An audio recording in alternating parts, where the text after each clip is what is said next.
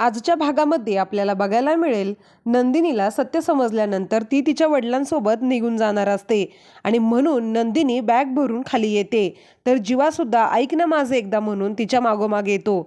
तर नंदिनीच्या हातामध्ये ती साडी असते जी तिला जीवाने दिलेली असते. सगळेजण नंदिनीला समजावत असतात, जीवा पण जीव तोडून नंदिनीला समजावत असतो, पण नंदिनी मात्र कोणाचं काहीच ऐकत नसते. नंदिनी जीवावर इतकी चिडलेली असते की नंदिनी रागामध्ये जीवाने दिलेली साडी सगळ्यांसमोर पेटवते. मानिनी सुद्धा नंदिनीला म्हणत असते, नंदिनी एकदा ऐक ना आमचं, परंतु नंदिनी कोणाचं काहीच ऐकत नसते.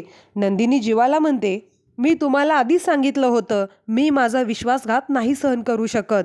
नंदिनीने सगळ्यांसमोर साडी पेटवल्यानंतर सगळ्यांना खूप मोठा धक्का बसलेला असतो. सगळ्यांना खूप वाईट वाटलेलं असतं.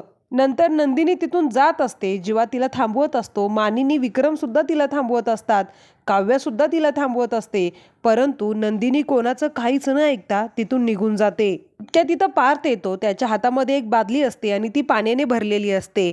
पार्थ सगळ्यांसमोर येऊन भरलेली बादली सगळ्यांसमोर डोक्यावर ओतून घेतो.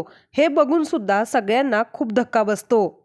मग पार्थ सगळ्यांना म्हणतो, प्रेम करणारा आणि लग्नावर विश्वास ठेवणारा पार्थ मेला आता आणि ही त्याच्याच नावाची अंघोळ.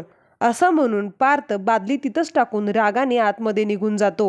मानिनी आणि विक्रम सुद्धा पार्थला समजावत असतात, परंतु पार्थ सुद्धा नंदिनीसारखं कोणाचंच ऐकत नाही. जीवा आणि काव्याच्या पायाखालची तर जमीनच सरकलेली असते. हा सगळा घडत असलेला प्रकार बघून त्यांना खूप वाईट वाटत असतं.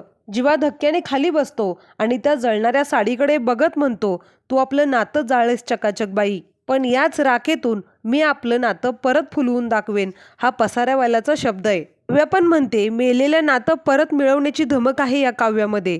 प्रेम करणारा पार्थ देशमुख मी परत मिळवेनच. आणि मग जीवा आणि काव्या दोघे पण आपापल्या खोलीमध्ये निघून जातात. मानिनी आणि विक्रम हा सगळा प्रकार बघून खूप कोलमडलेले असतात.